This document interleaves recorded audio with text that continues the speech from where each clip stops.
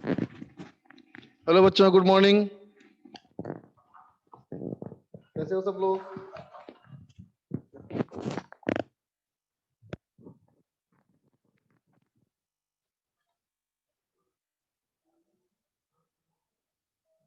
बता, तुम लोग काम मुझे जाना पड़ा ऑफिस। हम्म।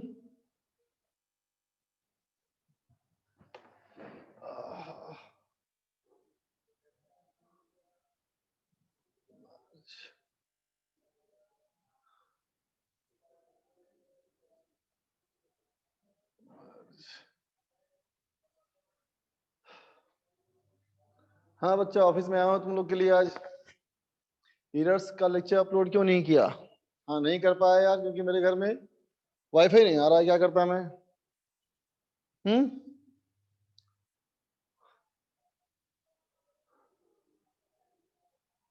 घर का वाईफाई गड़बड़ हो गया बेटा, इसलिए आना पड़ा मुझे। क्या हाल चाल तुम लोग का? अब बोलो। अब तो चैप्टर हमारा खत्म खत्म की ओर, हमारा सिलेबस खत्म की ओर। क्या विचार है आगे? 2-3 क्लास और। 2-3 क्लास क्या, 2 क्लास मानो। 3 क्लास भी नहीं। 3 क्लास भी नहीं, 2 ही क्लास मानो आप तो।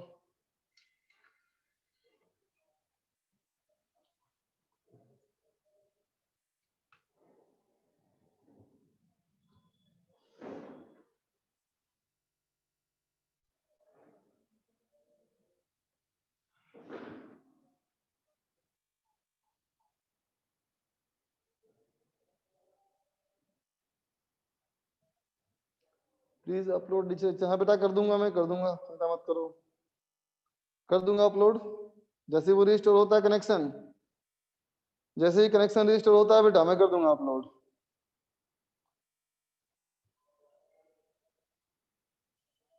तो देख बेटा, आज हम लोग स्टार्ट करेंगे इलेक्ट्रोमैग्नेटिक वेव, है ना बच्चा? आज हम लोग नया टॉपिक स्टार्ट कर रहे हैं बेटा, इलेक्ट्रोमैग्नेटिक वेव। ठीक है बच्चा?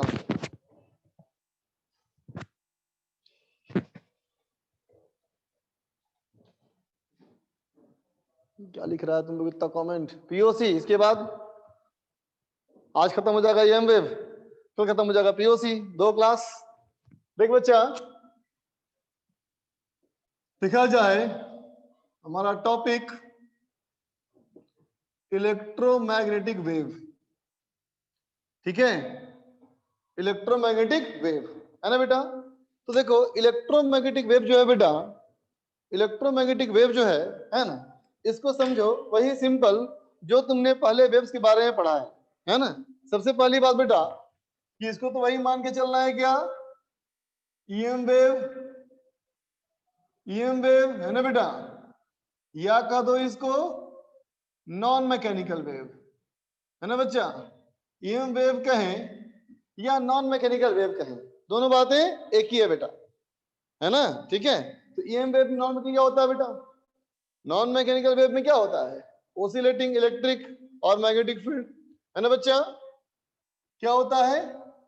तो कहोगे oscillating, oscillating electric and magnetic field, oscillating electric and magnetic field carries the wave, है ना बेटा?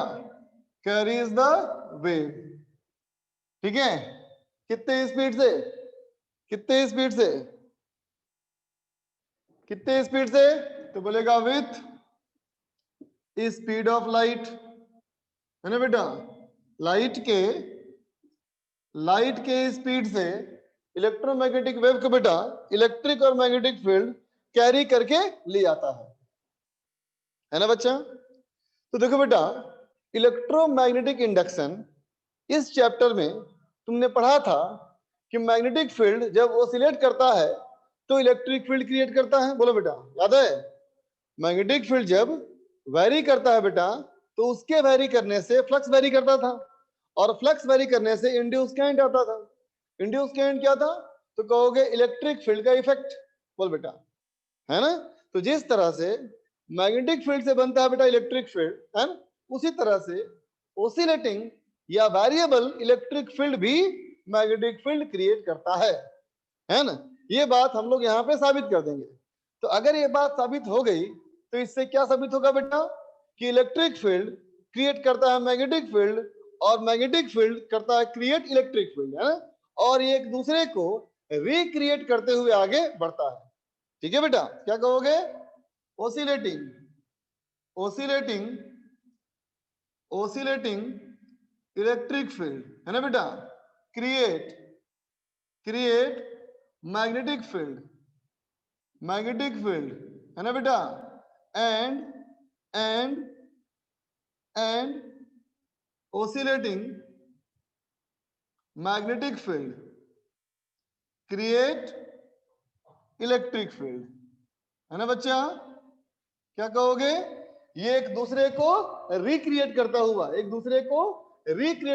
आगे बढ़ता है ना बेटा? क्या कहोगे? EM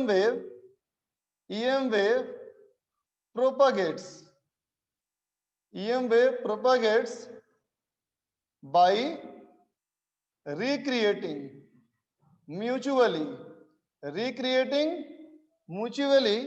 electric field and magnetic field, है ना बेटा? एक दूसरे को क्रिएट करते हुए आगे बढ़ता है। ठीक है बच्चा, लिख ले इसको, नोट कर ले बच्चा।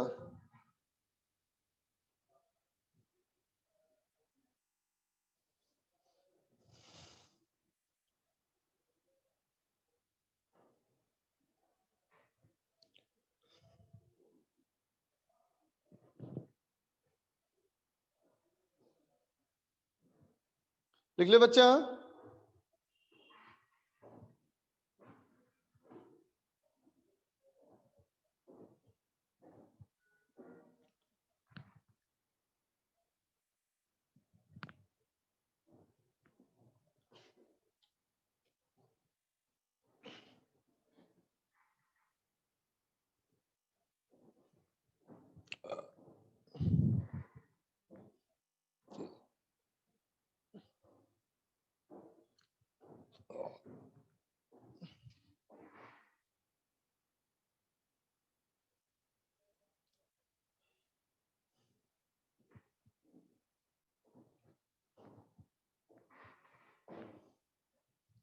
इरेज कर दूं बेटा? अब इरेज कर रहा हूं बेटा।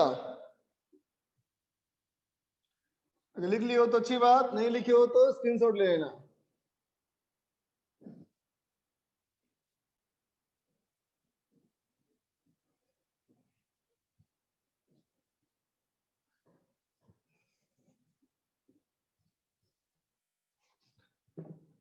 अब देख बच्चा, ओसिलेटिंग इलेक्ट्रिक फील्ड या variable electric field magnetic field को कैसे क्रिएट करेगा, है ना? ये समझने के लिए हमें एक टर्म इंट्रोड्यूस करना पड़ेगा बेटा, जिसे कहा जाता है डिस्प्लेसमेंट करंट, है ना?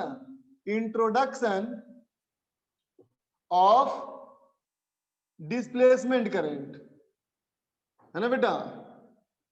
Introduction of displacement current. ठीक है बेटा? तो देख बेटा, हम लोगों ने मैग्नेटिक फील्ड के चैप्टर में पढ़ा था, है ना बेटा? In magnetic field due to current, फिर पढ़ा था ना बेटा? B vector dot DL vector close loop integration is equal to mu not I enclosed, बोलो बेटा, पढ़ा था ना? B dot dl close loop integration is equal to mu not I enclosed, है ना बेटा? बोलो कौन सा लॉ था ये लॉ था बेटा एम्पियर्स लॉ, है ना बेटा? ये लॉ था बच्चा क्या हमारा? कितना बेटा? एम्पियर्स लॉ, बोलो, है ना? ये था बच्चा हमारा एम्पियर्स लॉ। ठीक है? जब मैं तुम्हें ये लॉ बताया था बेटा, तो मैं तुम्हें एक बात कही थी, है ना, कि देखो बेटा, ये काम तो वैसे ही करता है जिस तरह से गॉस लॉ काम करता है इलेक्ट्रिक फील्ड को कैलकुलेट करने के लिए, है ना? वैसे ही काम करता है ये किसके लिए? मैग्नेटिक फील्ड को कैलकुलेट करने के लिए, है ना? लेकिन फिर मैंने कहा था बेटा कि ये एम्पियर्स लॉ तुम हर जगह इस्तेमाल मत कर देना, ये हर जगह सही नहीं है ना? क्यों कहा था मैंने ऐसा? मैंने कहा था कि ये इनकम्प्लीट है ना? अब मैं तुम्हें ये भी कहा था बेटा कि इसको हम लोग इलेक्ट्रोमैग्नेटिक वेव चैप्टर में कंप्लीट करेंगे, है ना बेटा? ठीक है, तो एक बार मैंने ऐसा क्यों कहा था कि इनकम्प्लीट है ना? एक बार चेक करते हैं, ठीक है बेटा? चलो ध्यान देना, अच्छे से समझना इस चीज को बेटा। इस चैप्टर में कहो तो यही एक न्यूमेरिकल पोर्शन है ना? तो कहते हैं बेटा let us use this concept। अरे भाई फोकस गड़बड़ हो गया, एक मिनट, फोकस गड़बड़ हो गया, रुको एक मिनट।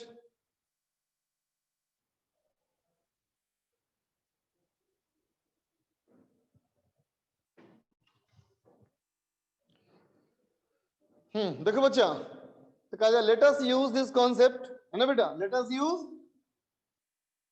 दिस कॉन्सेप्ट, है ना बेटा? In case of A charging capacitor, है ना बेटा? चलो इस चीज को हम लोग एक चार्जिंग कैपेसिटर पे यूज करते हैं, है ना? मान लीजिए बच्चा एक कैपेसिटर है जो चार्ज हो रहा है, ध्यान दो, इसको यूज किया जाए बच्चा, है ना? कौन सा कॉन्सेप्ट को? इस वाले कॉन्सेप्ट को। तो देखो मैंने कहा मान लो ये हमारा कैपेसिटर के दो प्लेट्स, कैपेसिटर के दो प्लेट्स, है ना बेटा? इधर से और इधर से बेटा हमने इसको एक सेल से जोड़ दिया, है ना? और मान लो यहाँ कोई रेजिस्टेंस है बच्चा, है ना? तो क्या हो रहा होगा? तो कहोगे इस सर्किट में करंट आ रहा होगा बेटा, बोलो इस सर्किट में करंट आ रहा होगा, है ना बेटा? और इस सर्किट में करंट आ रहा होगा तो इसके ऊपर चार्ज होगा, बोलो होगा ना? ये प्लस और इसके ऊपर माइनस, है ना बेटा?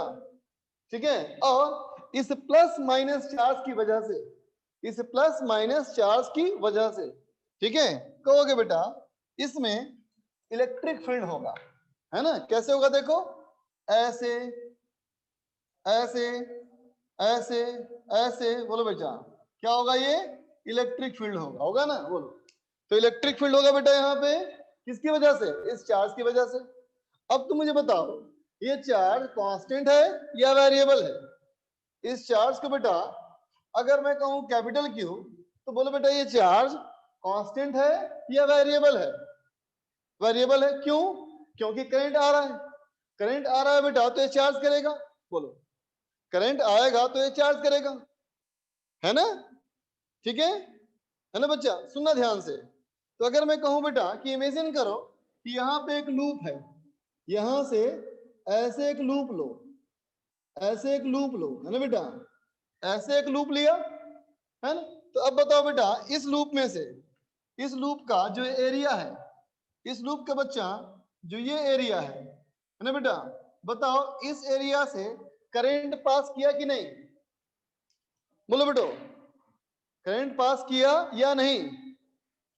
पास किया है ना बेटा? ठीक है, तो इसको मैंने बोल दिया 1, इसको मैंने बोल दिया सरफेस 1, है ना बेटा? तो कहते हैं बेटा फॉर सरफेस 1, फॉर सरफेस 1 क्या कहोगे? B vector dot DL vector close loop integration mu not I enclose, बोलो बच्चा, है ना? अब सुनना ध्यान से बेटा, तो देखो इस सरफेस को करंट पास किया ना, इस सरफेस को करंट पास किया ना बेटा, तो इस सरफेस को करंट पास किया है ना? इसका मतलब ये टर्म नॉन जीरो है, बोलो बेटा ये टर्म नॉन जीरो है ना बेटा? और अगर वो नॉन जीरो है इसका मतलब इस लूप का जो ये पॉइंट है, मान लो P, इस लूप का जो पॉइंट है P, है ना बेटा, है ना? वहां पे मैग्नेटिक फील्ड भी नॉन जीरो है, बोलो बेटा क्लियर? मंजूर? मंजूर ना बेटा? क्योंकि ये जीरो नहीं है ना बेटा, ये जीरो नहीं है तो फिर ये भी जीरो नहीं होना चाहिए, है ना? इसका मतलब magnetic field at point P zero नहीं है, बोलो राइट ना? बात समझ में आया है ना? ठीक, क्यों? क्योंकि यहाँ करंट था बेटा, इस वायर में करंट है और ये वायर इसके सरफेस से क्रॉस करके पर्स करके बाहर गया बेटा, तो सरफेस को पर्स किया, इसका मतलब ये जीरो नहीं है, और जीरो नहीं है तो फील्ड जीरो नहीं है, राइट, है ना। अब देखना, अगर मैं कहूं, है ना बेटा, अगर मैं कहूं कि ये सरफेस है ना बाबू, ठीक है, तुम मन में ऐसा सोचो कि एक टिफिन बॉक्स है, गोल वाला टिफिन बॉक्स है, गोल वाला एक टिफिन का बॉक्स है ना बेटा, उस पे ढक्कन लगा है ना, एक टिफिन बॉक्स मानो जिस पे ढक्कन लगा है ना, ढक्कन जो है वो ये है, ब्लू, ब्लू क्या है बेटा, ढक्कन है ना। और टिफिन बॉक्स कैसा है देखो, टिफिन बॉक्स मैंने कहा कि ऐसे बनाओ,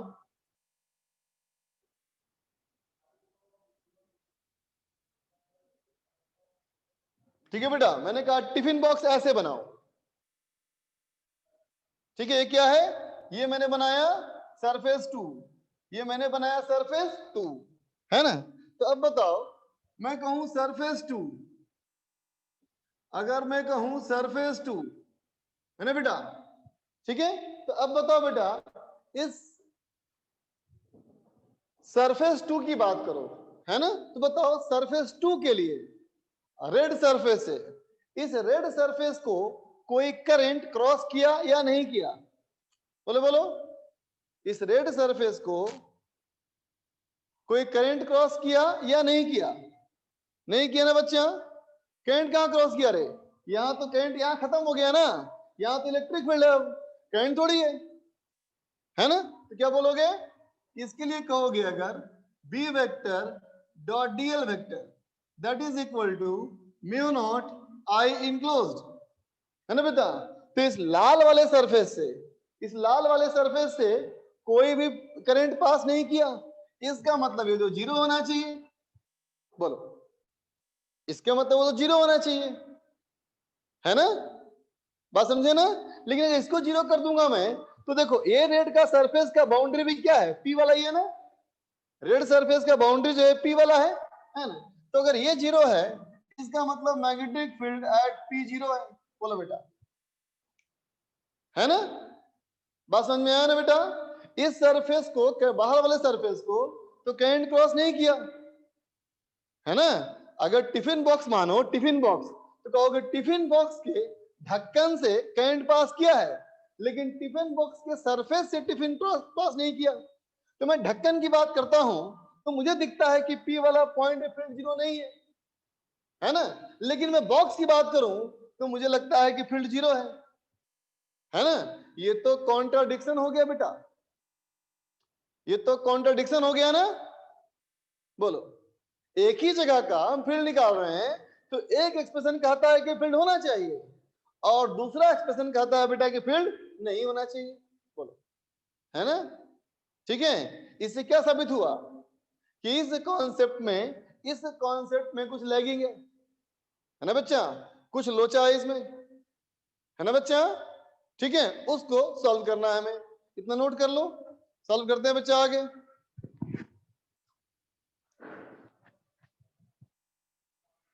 बोलिए टेस्ला साहब।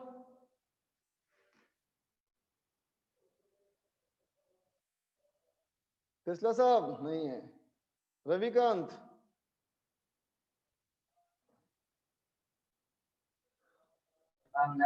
वीडियो ब्लर आ रहा है, वीडियो ब्लड आ रहा है, नहीं वीडियो सही है एकदम, वन पूरे बच्चा, यस इधर रितिका बोलो,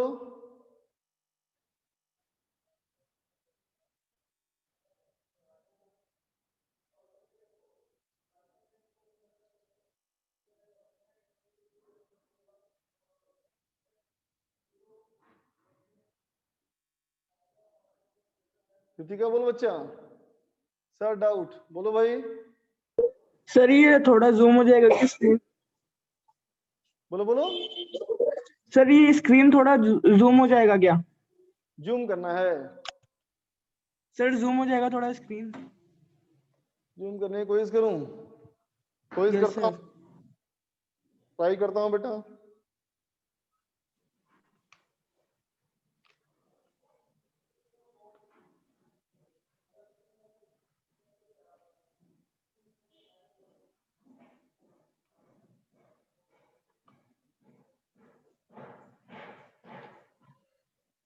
यस सर, बस बस ठीक है सर, हो गया sir, thank you sir. Welcome बेटा।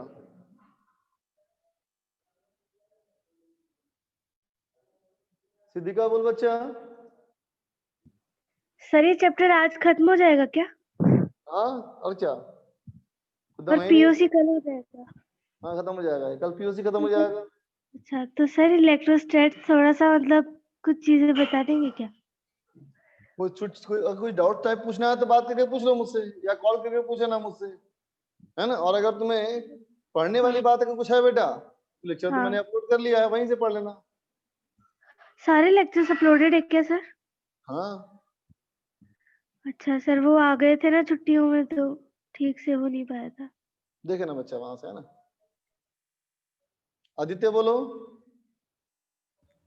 सर जब हम मैग्नेटिक फील्ड निकालने की बात कर रहे हैं तब तो हम सरफेस टू को एज अ टिफिन बॉक्स पूरा कंसिडर कर रहे हैं, लेकिन जब करंट की बात कर रहे हैं तो केवल बैक सरफेस को ही देख रहे हैं, तो ऐसा क्यों सर? बेटा लूप में एम्पियर्स के लॉ में क्या था एक्चुअली बताओ। लॉ में बच्चा ये है ना कि अगर कोई फील्ड लाइन कोई सरफेस को क्रॉस करती है, किसको क्रॉस करती है? सरफेस को, है ना बच्चा। कैसा सरफेस? जो कि किसी लूप का सरफेस हो, यस सर। जो किसी लूप का सरफेस हो, तो उसके लिए Surface. v dot D L equal to mu I होता है। उसी चीज को वेरीफाई कर रहे हैं बेटा हम। सरफेस कोई तो प्लेन सरफेस हो सकता है ना बेटा, कब सरफेस हो सकता है बोलो। लेकिन जब मैं Yes, क्लोज sir. सरफेस लूंगा तो क्लोज सरफेस में दो सरफेस ना होगा, बताओ। यस सर होगा। तो मैंने एक क्लोज से बनाया सरफेस, ठीक है। Okay sir, thank you sir. Om बोलो बेटा। सर वो मैं पूछ रहा था, ये हमने जो सरफेस 2 बनाई बड़ी वाली, सर वो मतलब किस ओरिएंटेशन में? जैसे जो सर्कुलर सरफेस बनाई है S1, वो तो परपेंडिकुलर प्लेन में वायर के, हाँ तो दूसरा सब प्लेन किस तरह से है? देखो, तुम अगर सिर्फ प्लेन की बात करना चाहो तो मैं यही कहूँ, जो जितना बड़ा प्लेट है ना बेटा, यस सर। जितना बड़ा प्लेट है समझो उतना ही बड़ा सरफेस है, नो ठीक सर, मैं है। ये बोल रहा हूँ जैसे, और बाकी सरफेस मैंने लगाया सिंपल क्लोज करने के लिए, लेकिन हमको पता है ना वो तो क्रॉस सेक्शन में ही नहीं आएगा। नहीं मैं वही बोल रहा हूँ, मतलब जो करंट के परपेंडिकुलर नहीं है, मतलब ये लूप जो है ना। इसके ये परपेंडिकुलर है बेटा ये। नहीं सर, करंट अगर उससे क्रॉस नहीं कर रहे तो उसके परपेंडिकुलर नहीं होगा ना, मतलब प्लेट के पैरेलल रखा नहीं हुआ है नहीं, हमने। प्लेट की परपेंडिकुलर है सर। प्लेट तो हमारा ऐसा है ना, हाँ तो, प्लेट तो ऐसा था हमारा, और ऐसा लूप के, प्लेट। हाँ इस प्लेट पे ऐसे करंट आया, हाँ, है ना। तो तो सर जितना बड़ा लूप भी मेरा वैसे ही हाथ है रखा हुआ है, पूछ रहा हूँ। जितना बड़ा मेरा हाथ है, हाँ। समझो उसमें उसमें से कुछ पोर्शन को मान लिए सरफेस वन, बोलो। Yes sir. तो उससे तो परपेंडिकुलर पास कर गया। Yes sir. लेकिन मेरा हाथ को देखो बेटा, तो कहोगे इधर का भी सरफेस है, इधर का भी सरफेस यस सर। है ना। तो कहेंगे देखो, अगर इधर वाले सरफेस को देखते हो तो कहते हो उसके सरफेस को करंट क्रॉस किया। हाँ लेकिन ये वायर अगर यहां से निकलता हुआ होता, अगर ऐसा होता, तो मैं क्या बोलता, यहां से इंटर किया, यहां से बाहर निकला। हाँ लेकिन ऐसा है नहीं, ये तो प्लेट है ना, खत्म हो गया यहाँ पे करंट। हाँ तो मुझे दिख रहा है कि इस वाले सरफेस में करंट इनफ्लो जीरो नहीं है, हाँ लेकिन इधर के सरफेस को देखूं तो करंट नहीं मिल रहा हमको। हाँ यही ना आ रही है कॉन्ट्राडिक्शन। हाँ हाँ हाँ, अब आया समझ में? Yes sir. यस बोलो बेटा। सर मेरे को भी पूछना था, वो आपके चैनल पे ग्रेविटेशन है क्या, वो मतलब पूरा है क्या? हाँ है बेटा है। तुम ढूंढना ना, तुम जाओ चैनल पे जाओ और ढूंढना ये सर मेरे को प्लेलिस्ट। मिल गया था, वो तो मिल मगर चैप्टर 12 के उसमें, लगभग, चैप्टर 12 के बेटा लगभग सारे हैं। हाँ वो प्लेलिस्ट में मेरे को मिल गया था, बट उसमें पूछना था तो पूरा है क्या आज तक, इसलिए। तो तुम वहाँ डिस्क्रिप्शन में टॉपिक लिखा है ना बेटा, तो डिस्क्रिप्शन को देख करके टॉपिक देख के जो देखना वो भी देखो। अच्छा ठीक है, थैंक यू सर। ओके बच्चा। अब चल बच्चा, बात नहीं करेंगे बहुत। ये कौन लिख रहा है बार बार अनम्यूट मी? निखिल को बात करनी है। निखिल आखिरी बात कर रहा हूँ, अपनी बात करूंगी। निखिल बोलो बेटा। सर उस लड़के ने पूछा ना सर कि ये जो सरफेस 2 है वो सरफेस 1 को कैसे टच कर रहा है। सर वैसे ही मुझे भी वही डाउट था सर, कि जैसे जैसे आपने हाथ बनाया ना सर, हाँ तो देखिए सर वो सरफेस 1 2 जो था, बता रहा हूँ, देखो सरफेस 1 को टच कैसे कर रहा है सर? वो तो फिर परपेंडिकुलर नहीं रह जाएगा अगर टच करेगा देखो तो देखो, सर। ये हाथ है ना, यस सर। हाथ को ऐसे मान सकते हैं कि ये सरफेस है, ये सरफेस है, और अब बीच में वैक्यूम है। हाँ सर मान सकते हैं। चलो अब देखो मैं यहाँ बनाया एक सर्किल, दिखा? Yes sir. अब बोल सकते हो ना ये सर्किल के अंदर एक एरिया है, यस सर बोल सकते हैं। और एक सर्किल के बाहर भी एरिया है। यस सर बोल सकते तो हैं। इस सर्किल 1 का जो एरिया है वहां पे आके करंट खत्म हो गया। हाँ यस सर। तो सर्किल 1 के एरिया से तो फ्लक्स बन रहा है ना, सॉरी फ्लक्स नहीं, सॉरी सर्किल 1 के एरिया से का लूप में बी डॉट डीएल 0 नहीं होगा। हाँ सर नहीं होगा सर। लेकिन यस सर्किल सर। सर्किल के बाहर का जो एरिया उसमें देखो तो करंट पास किया कहीं पे, नो सर नहीं किया सर, वो तो वायर खत्म हो गई। लेकिन दोनों का बाउंड्री कॉमन है।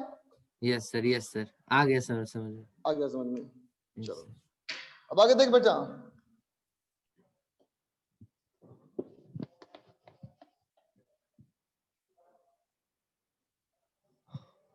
तो देख बेटा, this contradiction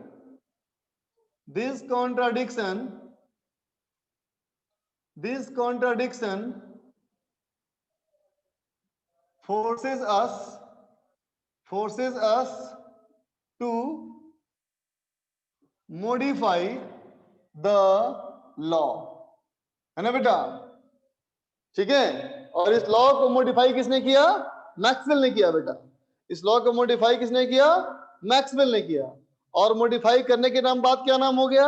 amperes Maxwell law. ठीक है, अब इसमें क्या मॉडिफिकेशन है देखो।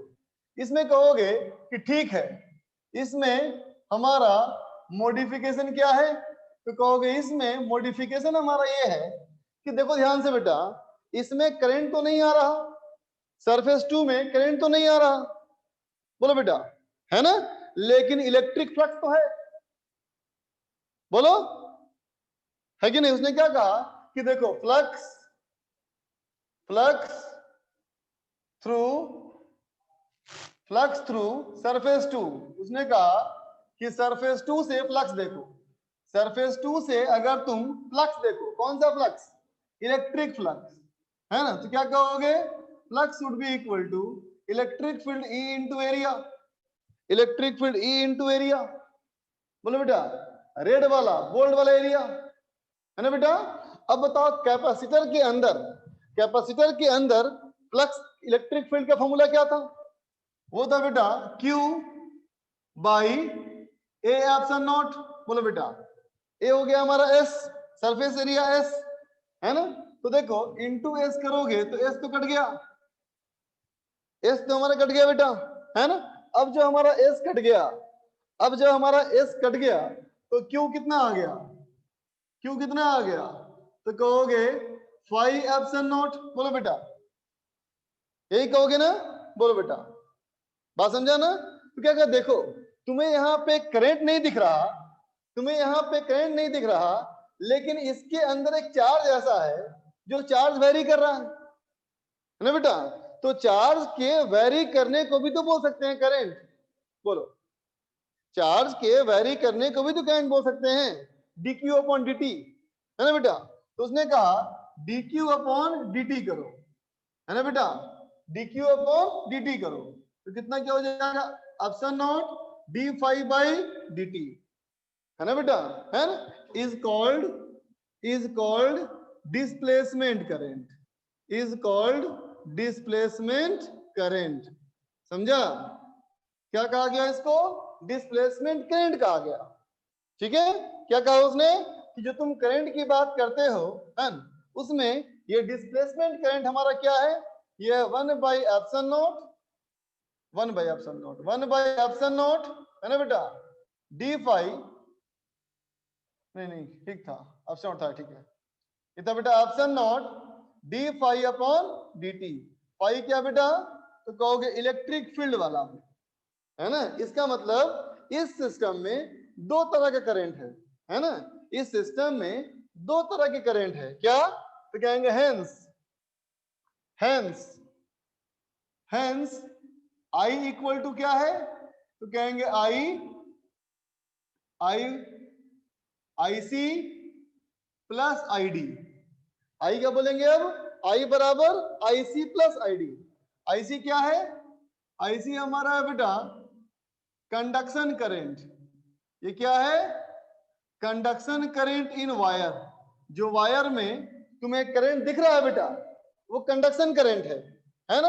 और जो आईडी है वो क्या है, डिस्प्लेसमेंट करंट है ना बेटा, ये है डिस्प्लेसमेंट करंट है ना, इन द फील्ड एरिया है ना बेटा, जहां पे इलेक्ट्रिक फील्ड है बेटा, जहां पे इलेक्ट्रिक फील्ड है वहां डिस्प्लेसमेंट करंट है, जहां पे इलेक्ट्रिक फील्ड है बच्चा वहां डिस्प्लेसमेंट करंट है, और जहां वायर है वहां कंडक्शन करंट है, तो नेट करंट हमारा ये हो गया है ना। अब बोलेंगे now the modified version, now the modified version है ना बेटा, क्या बन गया, अब बन गया हमारा B vector dot DL vector equal to mu not I है ना, और यहां पे क्या तो कहेंगे आईसी प्लस आईडी, ये हमारा हो गया बेटा मॉडिफाइड वर्जन। ठीक है, लिख लो फटाफट इसको।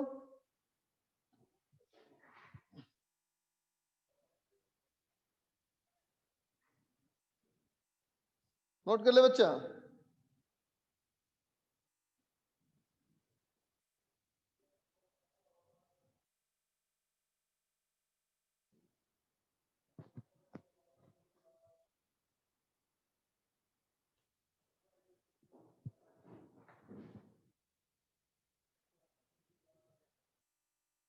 आदित्य गुप्ता बोलो। सर वो आपने मॉडिफिकेशन के लिखा ना, E flux to surface minus के बाद क्या लिखा? आवाज ही बहुत कम आ रही है बेटा। हेलो बोलो। वो सर आपने मॉडिफिकेशन के नीचे लिखा ना, E flux to surface minus. Minus कहाँ लिखा मैंने? वो मॉडिफिकेशन के नीचे सर आपने क्या लिखा है पूरा line? Electric flux through the surface two. अच्छा सरफेस टू। हाँ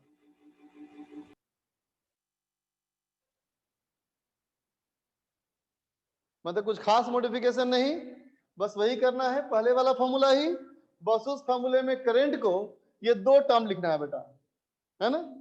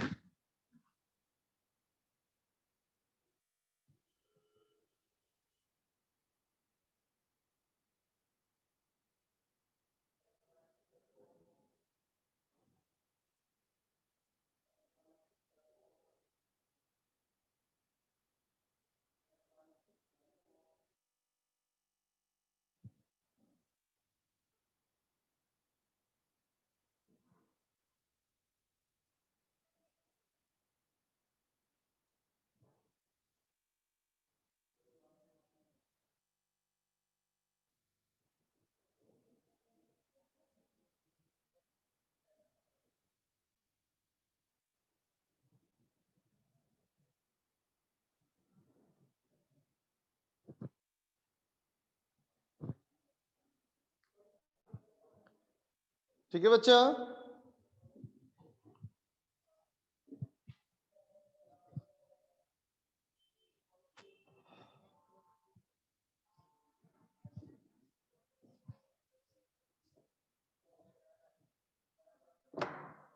ठीक है, तो अब ये क्या बन गया हमारा, मैक्सवेल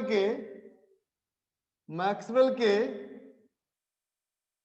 सजेस्टेड इक्वेशंस, क्या क्या है बेटा, मैक्सवेल के सजेस्टेड इक्वेशंस ही बहुत सारे हैं जिनको तुम अलग अलग नाम से पढ़ चुके हो। कौन कौन से हैं देखो, एक तो हमारा है बेटा, फर्स्ट वाला हमारा है बेटा E vector dot ds vector close surface integration is equal to charge enclosed by epsilon naught, है ना, जिसको कि तुम गॉसेस लॉ से जानते हो, है ना बेटा, जिसको तुम गॉसेस लॉ से जानते हो, है ना बेटा। ठीक है ना, B vector dot dA vector integration डीएसी कर लो, चलो डीएसी कर लो, इज इक्वल टू 0, है ना बेटा। ठीक है, जिसको तुम जानते हो गॉसेस लॉ इन मैग्नेटिज्म के नाम से, Gauss's law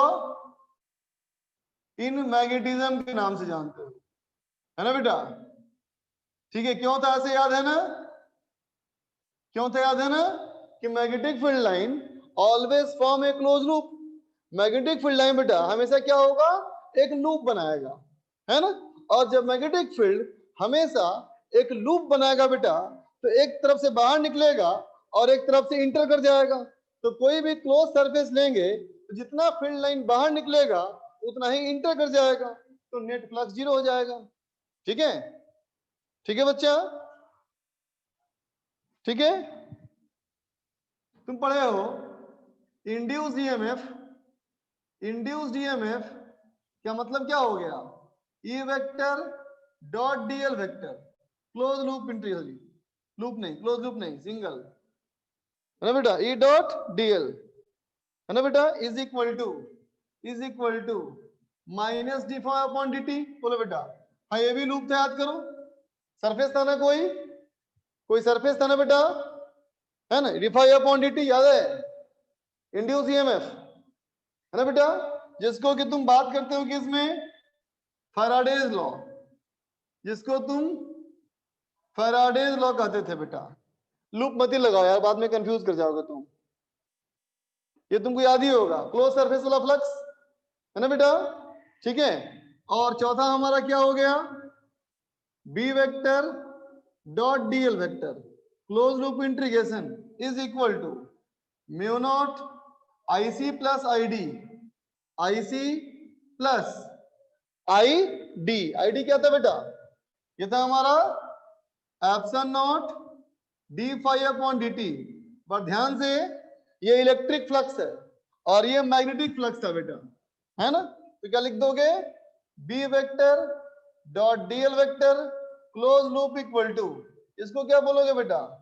mu naught Ic plus epsilon naught into mu naught, epsilon naught into mu naught, है ना बेटा?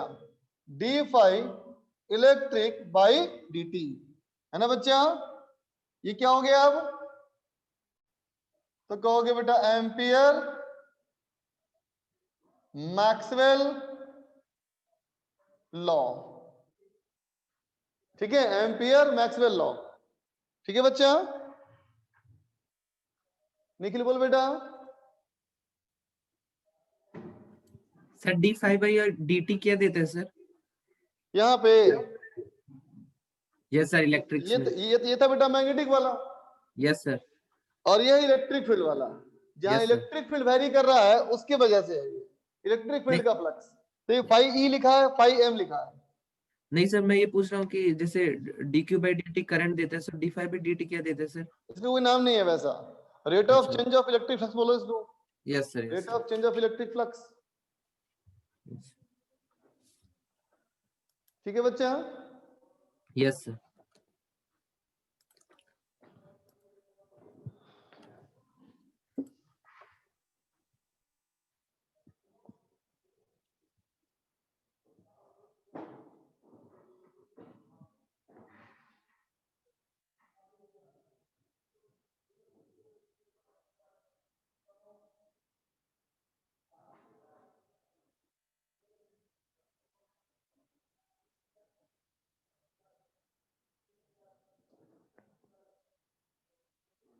नहीं, 302 में अभी सारी क्लास बेटा थर्ड फ्लोर पे ही चल रही है ना, सारी क्लास थर्ड फ्लोर पे ही चल रही है।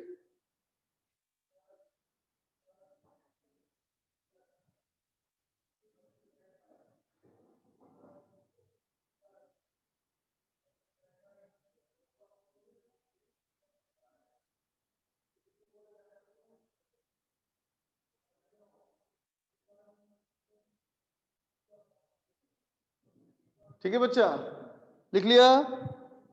तो देख बेटा, समझने वाली चीज इसमें इतनी ही थी, है ना? समझने वाली चीज इसमें इतनी ही है, लेकिन कुछ वेव के कॉन्सेप्ट और इलेक्ट्रोमैग्नेटिक वेव के कॉन्सेप्ट में भी कुछ कुछ प्रॉब्लम आता है वेव इक्वेशंस के बेस पे। जहां तरह को वेव इक्वेशंस तुम्हें याद होने चाहिए, तो पढ़ा चुका है पहले तुम, है ना? देखो बेटा, कुछ और इम्पोर्टेंट बातें जो कि न्यूमेरिकल क्वेश्चन वगैरह के सॉल्व करने में काम आएगा तुमको। Some more important facts some more important facts, ठीक है बेटा, जो तुमको पता होना चाहिए, ठीक है ना। जैसे कि सबसे पहली बात, speed of light, speed of, चलो पहले लिख लो, equation of EM wave, EM wave का इलेक्ट्रोमैग्नेटिक वेव का इक्वेशन बिल्कुल वैसे ही जैसे कि तुमने लाइट वेव में पढ़ा था। क्या पढ़ा था बताओ? Electric field E is equal to E naught sine omega t minus k x और k x minus omega T, दोनों बोल सकते हो बेटा, है ना। Omega t minus k x मतलब इनिशियल फेज 0 और k x minus omega T मतलब इनिशियल फेज पाई, है ना। तो मैं लिख रहा हूं बच्चा omega t minus k Z, समझे बेटा, ठीक है, omega t minus k Z. लेकिन तुमको कहीं के जेड माइनस ओमेगा टी भी दिखे तो कोई टेंशन वाली बात नहीं, ठीक है। चलो तो अपनी सुविधा के लिए इसको फाइव भी कर लो, ठीक है बच्चा, है ना, ठीक है। इसमें हमारा मैग्नेटिक फील्ड भी हो सकता है बेटा, क्या होगा? Magnetic field B is equal to, ये होगा B naught sine omega t minus k z plus 5, ठीक है बच्चा, है ना। तो ये इलेक्ट्रिक फील्ड है, ये मैग्नेटिक फील्ड है ना बच्चा, है ना। इस बात को ध्यान रखना, है ना, कि नो फेज डिफरेंस है ना बेटा between electric field and magnetic field, है ना बेटा। इलेक्ट्रिक फील्ड और मैग्नेटिक फील्ड में कोई फेज डिफरेंस नहीं होता, ठीक है बच्चा, ठीक है। ध्यान रखना तुम कि Z जो हमारा है बेटा, है ना, वो क्या है? Z हमारा क्या है? Direction of propagation. क्या है ये? डायरेक्शन ऑफ प्रोपगेशन, जिस डायरेक्शन में लाइट जा रही है, तो मैंने Z डायरेक्शन कहा बेटा, है ना। और तुम जानते हो कि इलेक्ट्रिक फील्ड, मैग्नेटिक फील्ड और लाइट की स्पीड एक दूसरे से परपेंडिकुलर होती है बेटा। Electric field perpendicular to magnetic field, perpendicular to speed of light, and that is perpendicular to E vector. ये सभी क्या होते हैं? म्यूचुअली परपेंडिकुलर होते हैं, है ना। तुम इसको ऐसे याद रखो, इलेक्ट्रिक फील्ड अगर x में लेंगे तो मैग्नेटिक फील्ड y में होगा और z डायरेक्शन में लाइट जाएगी, समझा बेटा। x डायरेक्शन में इलेक्ट्रिक फील्ड, y डायरेक्शन में मैग्नेटिक फील्ड, है ना, और z डायरेक्शन में लाइट जाएगा, ठीक है बेटा। तो क्या कहोगे? C cap is equal to E cap cross B cap, है ना बेटा, ऐसे याद रखो। C cap equal to E cap cross B cap, electric field का डायरेक्शन, इलेक्ट्रिक फील्ड का डायरेक्शन, मैग्नेटिक फील्ड का डायरेक्शन, इसका जो क्रॉस प्रोडक्ट आएगा वो C कैप के बराबर आएगा, मतलब C कैप के डायरेक्शन में आएगा, है ना बेटा। और मैथमेटिकली ये पाया भी गया कि मैग्नीट्यूड जो हमारा होता है बेटा वो भी इस रेशियो में होता है। इसका मतलब C equal to E by B. C जो होता है बेटा वो क्या होता है? इलेक्ट्रिक फील्ड और मैग्नेटिक फील्ड का रेशियो, इलेक्ट्रिक फील्ड और मैग्नेटिक फील्ड का रेशियो, है ना। तो चाहो तो एम्पलीट्यूड का रेशियो कर लो, क्योंकि ये तो कैंसिल होगा डिवाइड होने में बेटा, है ना, ठीक है। के जो इस बार है बेटा, के जो हमारा यहाँ पे है ना, ठीक है, इसको हम लोग प्रोपगेशन वेक्टर बोलते हैं, जिसको तुम पहले वेव कांस्टेंट बोलते थे ना, उसका अब नाम हो गया प्रोपगेशन वेक्टर, ठीक है बच्चा। ये प्रोपगेशन वेक्टर है, इसका नाम है प्रोपगेशन वेक्टर, ठीक है ना। बाकी जैसा तुम पहले करते थे वैसे ही करोगे, v equal to f lambda, है ना, ठीक है। तुम ऐसे ही करोगे k बराबर 2 पाई बाय लैम्डा, तुम ऐसे ही करोगे ओमेगा बराबर 2 पाई एफ। पहले वाले सारे वेव इक्वेशंस, कुछ नया नहीं इसमें, ठीक है ना। तीसरी बात, c जो होगा बेटा, c वो क्या होगा? 1 by square root mu naught epsilon naught, है ना। किसमें आएगा? वैक्यूम में। ये तो रहेगा बच्चा हमारा वैक्यूम में, ठीक है बेटा, है ना। लेकिन अगर कोई मीडियम हो तो क्या कर देना, v equal to 1 by square root mu r mu into epsilon, mu into epsilon, है ना, जिसको तुम ऐसे ही बोल सकते हो 1 by square root mu naught mu r epsilon naught epsilon r. बोल बेटा, है ना। अब देखो इसको और इसको, इन दोनों को अगर तुम मिला दो तो यही हो गया, क्या हो जाएगा ये हो जाएगा c by square root mu r epsilon r, है ना बच्चा। ठीक, लेकिन तुम लाइट में क्या पढ़े थे, ऑप्टिक्स में क्या पढ़े थे कि v बराबर होना चाहिए c अपॉन रिफ्रैक्टिव इंडेक्स। इसका मतलब तुम कहोगे रिफ्रैक्टिव इंडेक्स ऑफ मीडियम, किसी मीडियम का रिफ्रैक्टिव इंडेक्स क्या होता है, ये होता है 1 by square root mu r epsilon r, है ना। बात समझ गया, फटाफट लिखो इसको।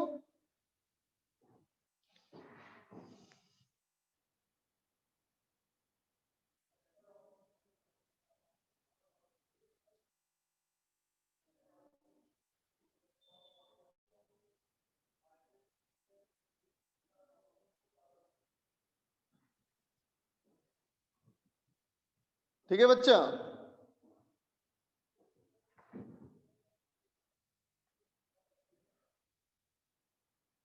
अभिषेक बोलो बेटा। गड़बड़ हो गया बेटा, रुको रुको, गड़बड़ हो गया ये 1 बाई नहीं होगा, 1 बाई नहीं था, अब ठीक बात, 1 बाई नहीं होता बेटा, है ना।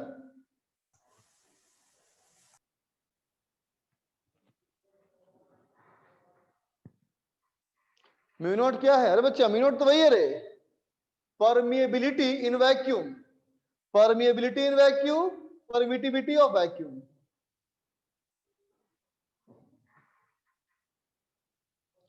फटाफट लिख लो।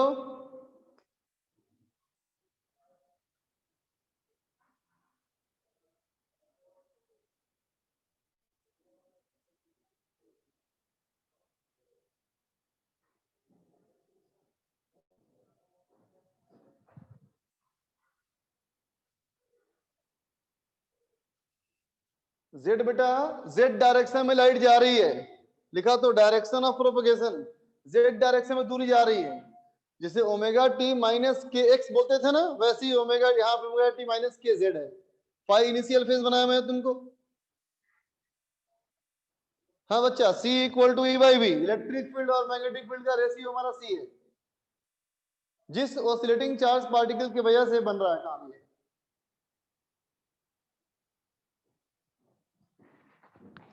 निकी कुमार बोलो बच्चा। सर यहाँ म्यूचुअली परपेंडिकुलर के नीचे ये क्या है सर, सी कैप है ना सर, यूनिट वेक्टर डिनोट कर रहा है। हाँ, C cap equal to E cap cross B cap. और सर उसके नीचे C equals to E upon R का है सर। हाँ, C equal to E by B है, B मैग्नेटिक फील्ड। बी है ना सर। हाँ okay sir, thank you. Okay बच्चा।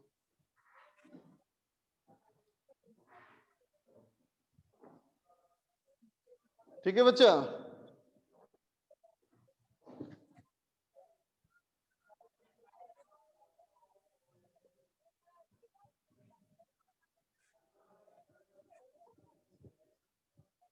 देखो बेटा,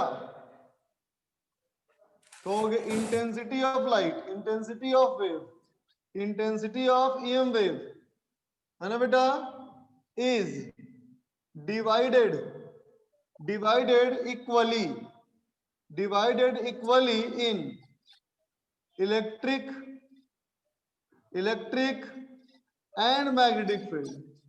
समझे बेटा, electric field and magnetic field, समझा। इलेक्ट्रिक फील्ड और मैग्नेटिक फील्ड में एनर्जी आधी आधी डिवाइड होती है ना।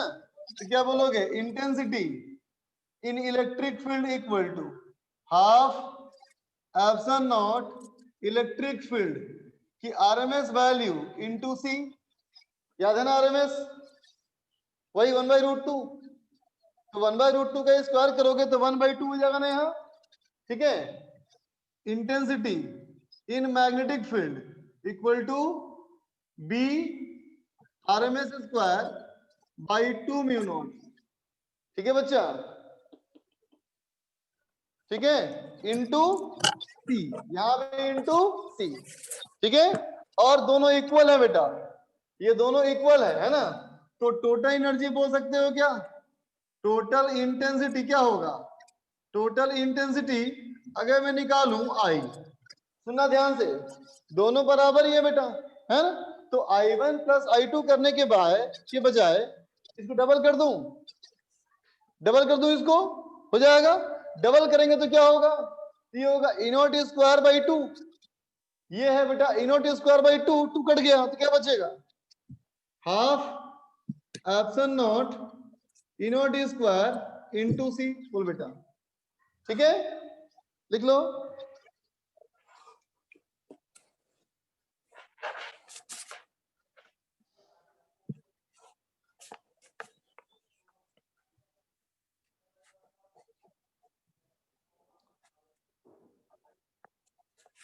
ठीक है बच्चा, और एक बात आखिरी इसमें इंपॉर्टेंट है ना, क्या, all the concepts, all the concepts of, all the concepts of geometrical optics, है ना बेटा, wave optics and photoelectric effect are applicable, समझे, समझे, है ना, इनमें से कोई भी थ्योरी वायलेट नहीं होनी चाहिए, ये सब फॉलो होगा, है ना बेटा, है ना, तो इलेक्ट्रोमैग्नेटिक वेव चैप्टर बहुत छोटा है, कहो तो आधे घंटे में पूरा पढ़ लोगे, है ना, ठीक है, लेकिन इसके बेटा इसके साथ इन सबके कॉन्सेप्ट मिक्स हो सकते हैं, है ना, तो उसके लिए अलग से मेहनत करने की जरूरत नहीं है, यही चैप्टर के बाद फिर से पढ़ लो बेटू में, तो सब सही हो जाएगा, ठीक है। और देखो बेटा कुछ हमारे हैं इलेक्ट्रोमैग्नेटिक वेव के रेंजेस, इलेक्ट्रोमैग्नेटिक के मतलब radio waves, microwaves, visible rise, infrared, ultraviolet, gamma ray, X ray, है ना बच्चा, इन सब का रेंज कहां से कहां होता है ये तुम याद कर लेना, ठीक है, एक बार एनसीईआरटी से, है ना बेटा, ये रेंजेस की डाटा वाली चीज जरूर याद कर लेना, है ना बेटा, एनसीईआरटी से मुझे याद नहीं है तो मैं लिखवा तो पाऊंगा नहीं, है ना, ठीक, तुम एनसीईआरटी से पढ़ना, एक मिलेगा टेबल, उसमें वो टेबल में लिखा है किस वेवलेंथ का रेंज कहां से कहां होता है और किस वेवलेंथ किस किस इंस्ट्रूमेंट में इस्तेमाल होता है, इसको जरूर से जरूर याद कर लेना, समझ गया, है ना, एक आध बार बेटा जेई मेन वगैरह में, है ना, ऐसे क्वेश्चन आ चुके हैं, है ना, जो सिर्फ वही बच्चा बना सकता है जो डाटा याद हो, चाहे कितना भी पढ़ लिया हो नहीं बना सकता वो, जैसे कोई एक्सपेरिमेंट का क्या नाम है बेटा, है ना, वो तुम ज्यादा पढ़ने से जान लोगे क्या, वो नाम तुमको याद रखा तब ना, हो सकता है इवेंट तुमको पता हो, लेकिन किसने दिया है वो नाम तुमको पता होना चाहिए ना, बात समझे ना बेटा, तो वेवलेंथ का रेंज और कौन सा वेवलेंथ किस इंस्ट्रूमेंट में इस्तेमाल होता है इसको तुम याद कर लेना, ठीक है बेटा, तो मेरे तरफ से ये टॉपिक एंड हो गया, अब हम आते हैं बच्चा डिस्कशन पे, ठीक है, चलो बोलो क्या करना है हम लोग को डिस्कस,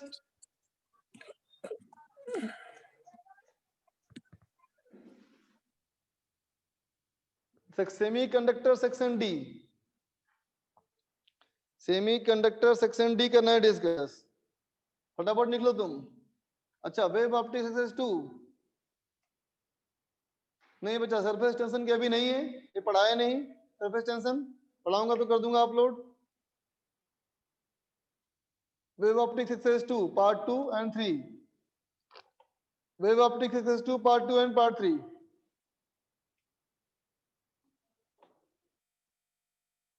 चलो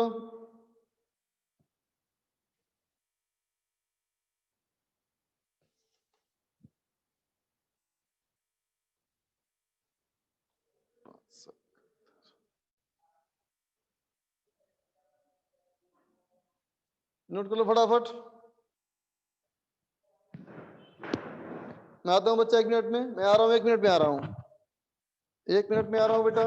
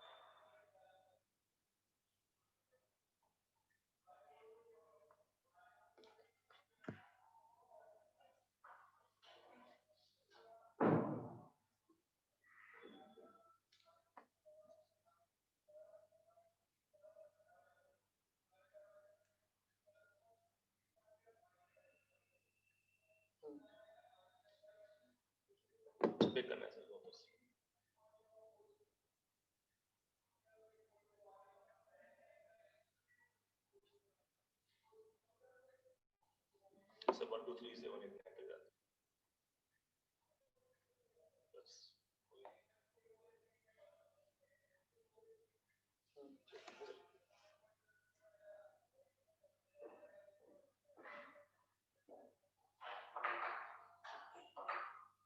निकालो बच्चा सीट, वेव ऑप्टिक सीट निकाली जाए।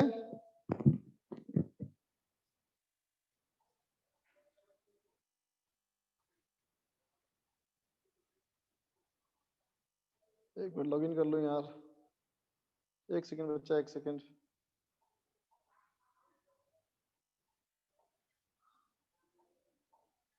चौबीस 88 61 24 62 61।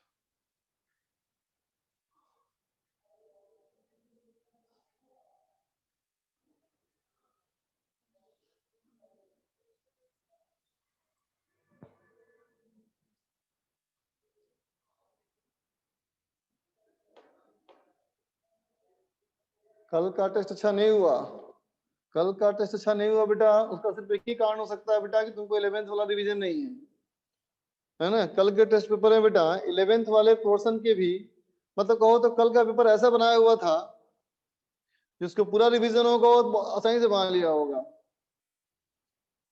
जिसको पूरा रिवीजन होगा बेटा वो पूरा बना लिया होगा, इसलिए कि क्वेश्चन तो आसान आसान थे, क्वेश्चंस तो सिंपल थे बच्चा,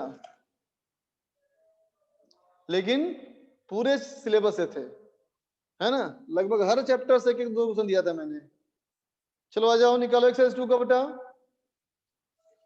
एक्सरसाइज 2 का निकालो, एक्सरसाइज 2 पार्ट 2 क्वेश्चन नंबर 2। चलो देखो क्वेश्चन नंबर 2 बेटा, 2 कहता है in the figures on 3 slits S1 S2 S3 are illuminated with light of wavelength lambda, lambda much less than d and capital D much more than d। करता है हर slit produce same intensity I on the screen if reality intensity at the point on the screen directly in front of S2। कहता है बेटा S2 के ठीक सामने वाला पॉइंट पे, S2 के ठीक सामने वाला पॉइंट पे यहाँ का इंटेंसिटी 3I है ना, और मैक्सिमम वैल्यू ऑफ लैम्डा हमारा है बेटा ND²/2D। तो कहता है n का वैल्यू बताओ, देखना बच्चा, कहता है S2 के ठीक सामने, कहता है बेटा S2 के ठीक सामने हमारा इंटेंसिटी है 3I, है ना बेटा, ठीक है।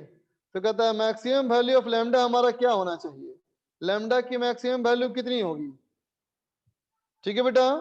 ये तीनों की हमारी इंटेंसिटी, तीनों की इंटेंसिटी हमारी I बराबर है बेटा, है ना। Each slit produce same intensity I on the screen. The resultant intensity at the point on directly in front of S2 is 3I, है ना बेटा। तो मैक्सिमम वैल्यू ऑफ लैम्डा क्या होना चाहिए, गौर करना, बोलो बच्चा। अगर मैं इस तरफ की बोलूं और इसकी बात बोलूं बेटा, है ना, तो बोलो तो इन दोनों में जो पार्ट डिफरेंस होगा बेटा, ये क्या होगा पार्ट डिफरेंस, डेल्टा x बराबर। तो देखो बेटा ये वाला पाथ तो हो गया d, और ये वाला पाथ कितना हो जाएगा d² + d²। इसका मतलब हो गया बेटा square root of d² + d² - d, है ना बच्चा। कैपिटल D कॉमन ले लो तो हो गया 1 + d²/d² का पावर हाफ -1, है ना बेटा। अब बाइनोमियल अप्रोक्सीमेशन कर लो तो क्या हो जाएगा बेटा d ऑफ 1 + d²/2d² -1, 1 कैंसिल हो गया बेटा, तो ये हो गया d²/2d। बोल बेटा होगा ना, अच्छा नहीं दिख रहा कुछ तो जूम करो ना बेटा, अगर नहीं दिख रहा तो जूम कर ले बेटा, शिफ्ट कर ले स्क्रीन को, देखो स्क्रीन को शिफ्ट कर ले।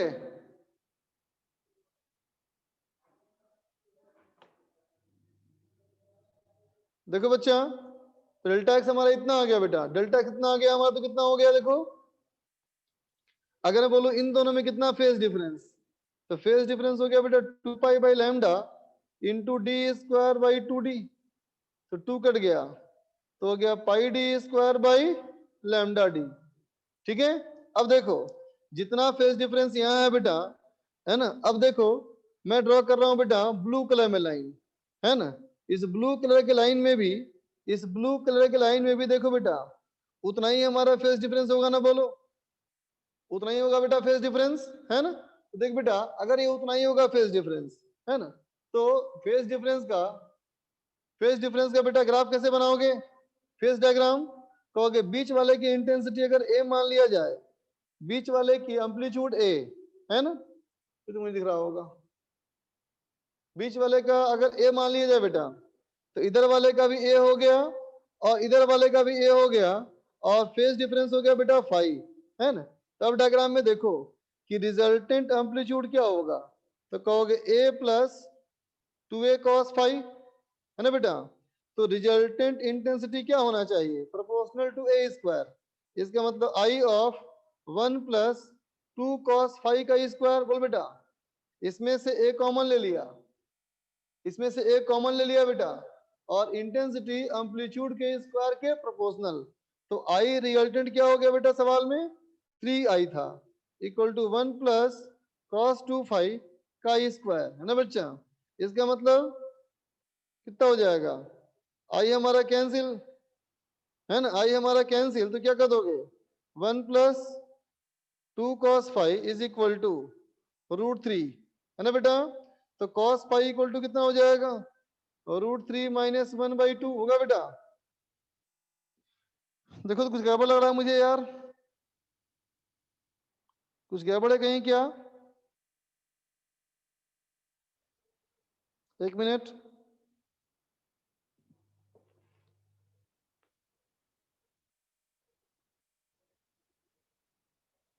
Find the value of n,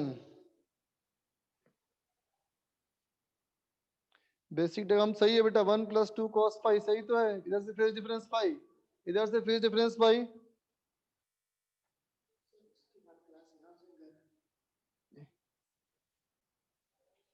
तो हो जाएगा a प्लस, एक मिनट रुक गया बच्चा,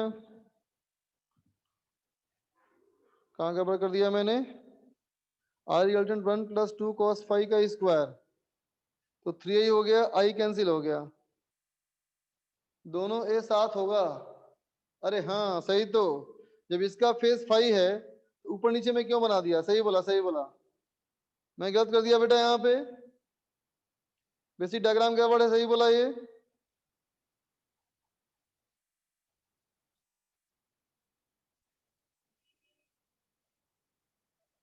देख बच्चा, हाँ जब इसका हमारा ए है बेटा, जितना आगे ये इससे होगा, जितना आगे ये वाला इससे है बेटा, उतना ही आगे ये वाला भी तो है, तो ये भी सेम न बनेगा, बोलो है कि नहीं। तो क्या कहेंगे बेटा, A square A resultant square equal to A square plus 4a square plus 2a into 2a into cos five, amplitude के स्क्वायर प्रोपोर्शनल होता है इंटेंसिटी, तो 3i equal to I plus 4i plus 4i into cos five, है ना बेटा। तो cos five हमारा कितना हो गया, देखो कॉस फाइव हमारा हो जाएगा बेटा, ये हो जाएगा -5 -2 -1/2, तो 5 हो गया बेटा 2π/3, 5 हमारा हो गया बच्चा 2π/3, है ना बेटा, बोलो 5 अगर हो गया बेटा 2π/3 तो कितना हो जाएगा 2π/3 बराबर बराबर pi D square by lambda D, ये वाला देख रहे हो, ये वाला pi D square by lambda D put कर दिया मैंने, ठीक है बच्चा। देखो pi D square by 2 lambda D next वाला, है ना, तो क्या हो जाएगा बेटा हमारा, ये हो जाएगा पाई कैंसिल हो गया, तो लैम्डा इक्वल टू हो गया 3d स्क्वायर बाई 2d, ठीक है बेटा। तो n की वैल्यू आ गई 3। असद को समझ में नहीं आया, देख बेटा असद, पहले इसको हटाओ रुको यार,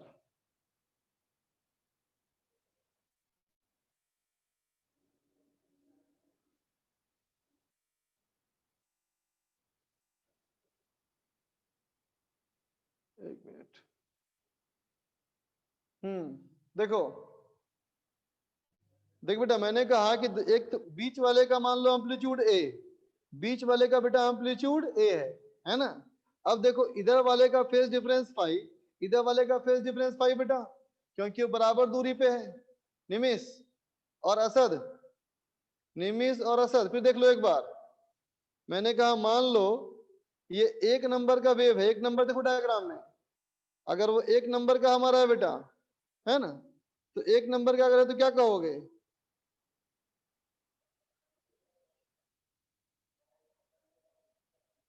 देख बच्चा, तो कहोगे पहले वाले का एम्पलीट्यूड ऐसे हो गया, बोलो, है ना। अब देखो बेटा दूसरे वाले का देखो, अब दूसरा वाला बोलोगे पहले वाले से 5 फेज आगे है बेटा, ठीक है ना। तो तीसरा वाला भी क्या कहोगे? जितनी लंबाई 2 नंबर पाथ की है, 3 नंबर की भी लंबाई उतनी है बेटा। जब उतनी भी लंबाई उतनी ही है तो बेटा उसका फेज भी सेम ही ना आएगा, बोलो, ठीक है। आगे चलो, आगे बोलो, आगे पूछो। 3 नंबर 5 नंबर, देखो भाई 3 नंबर में, 3 नंबर कहता है बेटा a parallel monochromatic beam is falling normally on two slit S1 S2 separated by distance d as shown in the figure। जैसा फिगर में दिया हुआ है ना बेटा, उसी तरह से डायग्राम मान लो। The separation between S3 and S4 can be changed. S3 का S4 हम चेंज कर सकते हैं। Intensity is measured at the point P which is at the common perpendicular bisector of S1 S2 S3 S4। कहता है when Z equal to d lambda by 2d, जब Z equal to d lambda by 2d है, intensity is measured, intensity measured at P is I, है ना बेटा। तो 4d lambda upon होगा तो क्या होगा, है ना बेटा, ठीक है। तो फाइंड x, सुनना बेटा ध्यान से।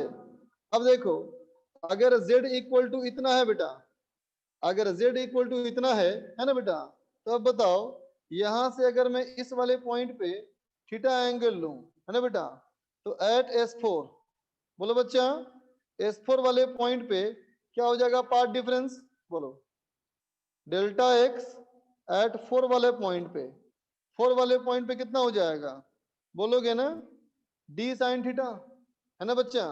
तो d हमारा है d, है ना, और साइन थीटा कितना बोलोगे, तो कहोगे ऊंचाई हो गया बेटा z/2 और डिवाइड बाई d, तो कितना हो जाएगा d इंटू जेड, पुट करो कितना ये वाला z, तो कितना हो जाएगा बेटा d lambda by 2d divide by 2d, ठीक है। तो d हमारा कट गया,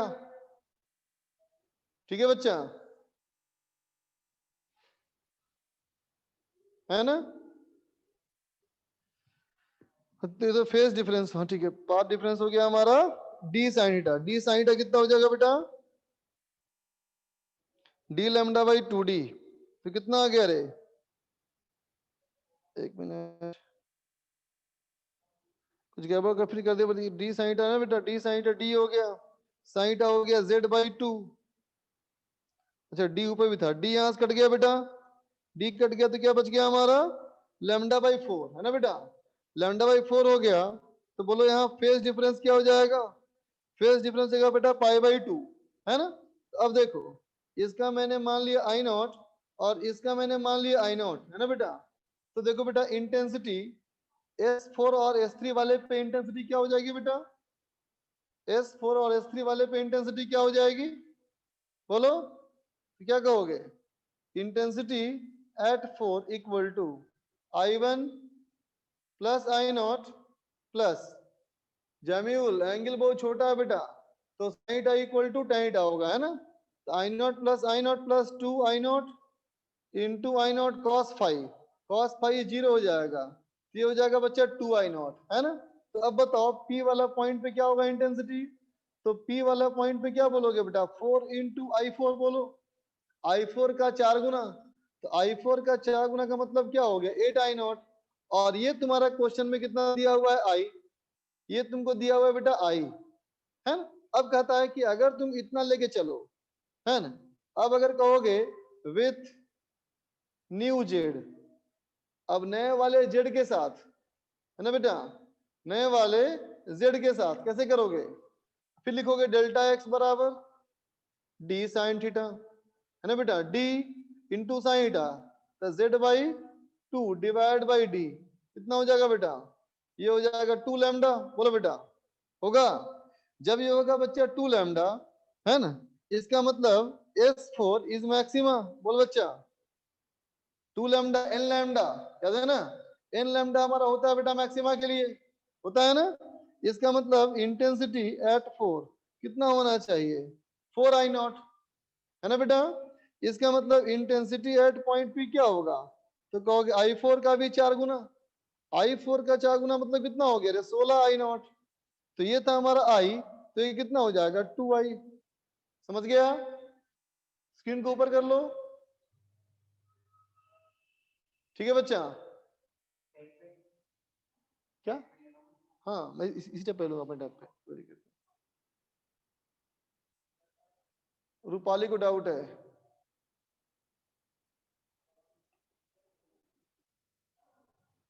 रूपाली बोलो बेटा, क्या दिक्कत है?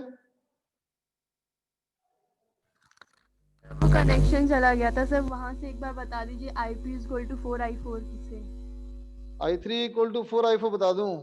Yes sir. अच्छा, IP वाला पॉइंट, ये वाला? यस सर, ऊपर वाला। Yes sir. हाँ देखो तो बेटा, ये समझ में आया कि 2I0 हमारा है ये। Yes sir. अब देखो बेटा, S3 और S4 के बारे में सोचो, डायग्राम पे देखो। S3 S4 के लिए बोलोगे, S3 S4 के लिए सेंट्रल मैक्सिमा है P वाला पॉइंट। Yes sir. तो अगर इसका इंटेंसिटी I1 मान लिया जाए, इसका I1 मान लिया जाए, तो सेंट्रल मैक्सिमा इंटेंसिटी 4I1 होगा ना। हाँ यस सर। आगे बात समझ में? Yes sir. ये हो गया बेटा 4I। अब मैंने कहा Z का वैल्यू चेंज कर दिया, क्वेश्चन में कहा गया है Z का वैल्यू अगर चेंज कर दो, है ना, तो Z का वैल्यू चेंज करने से क्या होगा? डेल्टा एक्स बराबर डी साइन थीटा, फिर से D Z by 2 by D, फिर से पुट किया तो आ गया बेटा 2 लैम्डा, मतलब integral multiple of lambda. Integral multiple lambda का मतलब क्या हो गया बेटा? मैक्सिमा ना। Yes sir. इसका मतलब I4 क्या होना चाहिए? 4I0, yes sir. और उन दोनों का फिर सेंट्रल मैक्सिमा, फिर हो गया कितना? 16I0। Okay sir, thank you sir. Welcome बेटा। अब चलो 4 नंबर, 4 से मल्टीप्लाई क्यों किया बेटा? फॉर्मूला देख, मैक्सिमा का इंटेंसिटी होता है 4 गुना बेटा। देखो तो 4 नंबर सवाल में, a narrow monochromatic beam of light of intensity I is incident on a glass plate as shown in the figure. Another identical glass plate is kept close to the first one and parallel to it. Each glass plate reflects 25% of the light incident on it. है ना बेटा? हर glass plate जो है 25% light reflect करती है ना, और transmit the remaining. The ratio of minimum and maximum intensity in the interference pattern formed by the two beams obtained after one reflection at each plate is 1:1. कहता है the value of n is, ठीक है बच्चा? देखो क्या कहता है, कहता है बेटा 25% लाइट क्या करता है? रिफ्लेक्ट करता है। तो मान लो इंटेंसिटी आई गया, इसका मतलब बेटा यहां से जो बाहर निकलेगा वो क्या निकलेगा? ये आएगा बेटा I/4। बोलो, है ना? अब सोचो, यहां से I/4 आया बेटा, इसका मतलब यहां से अंदर कितना गया? तो यहां से अंदर गया बेटा 3I/4 पे, है ना? अब यहां से गया 3I/4 पे, तो फिर यहां से कितना रिफ्लेक्ट होगा? फिर कहोगे 25%। 25% का मतलब क्या हो गया? तो कहोगे 3I/16। बोलो बेटा, बात समझा ना? बोलो बेटा, ठीक है? अब यहां से फिर आएगा बेटा, फिर यहां से जब आएगा तो अब तो बच्चे यहां से ट्रांसमिट करेगा। बोलो, और ट्रांसमिट के बारे में क्या कहा था? 75%। इसका मतलब 3I0/16 है ना बेटा, इसका 75%, तो इंटू 3/4, है ना? तो इन दोनों के बारे में कहा गया बेटा हमसे ratio of minimum and maximum. अब इन दोनों I1, ये हमारा I2, इसका मैक्सिमा और इसका मिनिमा का रेशियो निकालना है बच्चा, ठीक है? आगे चलो 5 number, in Young's experiment upper slit is covered by a thin glass plate of refractive index 1.4, while the lower slit is covered by another glass plate having the same thickness as the first one but having refractive index 1.7. ठीक है बच्चा, ऊपर वाले का 1.4, ऊपर वाले का 1.4, नीचे वाले का 1.7. refractive index observed using light इतना found that the point P on the screen where center maximum fell before the glass plates were inserted now has 3/4 of the original intensity. ठीक है. It is further observed that what used to be the fifth maximum earlier lies below O and sixth minimum lies above O. है ना बेटा, देख तो ध्यान से, सवाल में कहता है कि ये मानो दो स्लिट है ना बेटा, इसके आगे लगा दिया स्लैब, इसके आगे लगा दिया स्लैब. ठीक है, तो इस वाले पॉइंट पे जहां सेंट्रल मैक्सिमा था, अब क्या कहता है देखो, फिफ्थ मैक्सिमा लाइज बिलो ओ, ओ पॉइंट के नीचे आ गया फिफ्थ मैक्सिमा B5 है ना बेटा, while the sixth minimum lies above O, sixth minima इसके ऊपर है ना, sixth minima dark, sixth minima हो गया बेटा डार्क, है ना. अब क्या कहोगे, देख बेटा, पांचवा मैक्सिमा का मतलब होता है 5 लैम्डा है ना बेटा, पार्ट डिफरेंस, और छठा मिनिमा का मतलब होता है 5.5 लैम्डा. बोलो बेटा, ठीक. इसका मतलब ये है कि पार्ट डिफरेंस एट पी जो है बेटा इससे बड़ा है और इससे छोटा है. बोलो बेटा, है ना, कहोगे कि ये हमारा 5.5 छोटा है और 5 से बड़ा है ना बेटा. और क्वेश्चन में क्या कहा देखो, क्वेश्चन में कहा था बेटा कि इंटेंसिटी हमारा 3/4 ऑफ मैक्सिमम है.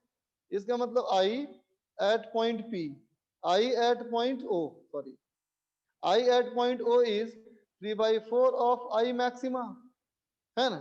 तो I P O पॉइंट क्या होना चाहिए फॉर्मूला, तो कहोगे I1 plus I2 plus 2I1 I2 cos phi is equal to 3/4 of 4I है ना बेटा. तो इसका मतलब क्या हो गया, सबका I कैंसिल करो, सबका I कैंसिल करो बेटा, रूट I1 I2 ना. ठीक है, तो क्या बच गया हमारा, बच गया 2 cos phi is equal to 1. तो cos phi हो गया बेटा, cos phi हो गया 1/2. इसका मतलब फेज डिफरेंस हो गया बेटा π/3 है ना. अब देख बच्चा, फेज डिफरेंस हमारा अगर हो गया π/3 है ना, तो क्या कहोगे, पार्ट डिफरेंस कितना हो गया, तो कहेंगे बेटा पार्ट डिफरेंस हो गया हमारा 5 लैम्डा 5/2 पाई इंटू लैम्डा. इसका मतलब बेटा π/3/2 पाई इंटू लैम्डा. ठीक है बच्चा, पाई कट गया तो कितना हो गया 3 λ/2. बोल बेटा, समझा. अब देख पार्ट डिफरेंस हो गया बेटा हमारा कितना 3 λ/2, 1.5 लैम्डा, एक मिनट, λ/6 है ना रे, रुको, λ/6 है ना बेटा ये, है ना. तो λ/6 अगर है और सवाल में क्या कहा गया था बेटा, इससे बड़ा और इससे छोटा, तो कितना हो जाएगा बताओ, डेल्टा x इक्वल टू, इसका मतलब बेटा 5 लैम्डा और प्लस λ/6. समझा. अब बोलो स्लैब वाले में फॉर्मूला क्या कहोगे, पार्ट डिफरेंस का डिफरेंस μ1 माइनस μ2 इंटू टी बराबर λ/6. लैम्डा गिवन है बच्चा, और निकाल लो बाकी. समझ गए. ठीक है बच्चा, तो चलो आज के लिए इतना ही. तो बेटा वेव ऑप्टिक्स कंप्लीट कर लो, नेक्स्ट क्लास में वेव ऑप्टिक्स करेंगे पूरा डिस्कस. ठीक है, नेक्स्ट क्लास में वेव ऑप्टिक्स करेंगे डिस्कस, और कल बेटा पीओ से भी कंप्लीट कर लेंगे हम लोग. ओके बच्चा, बाय.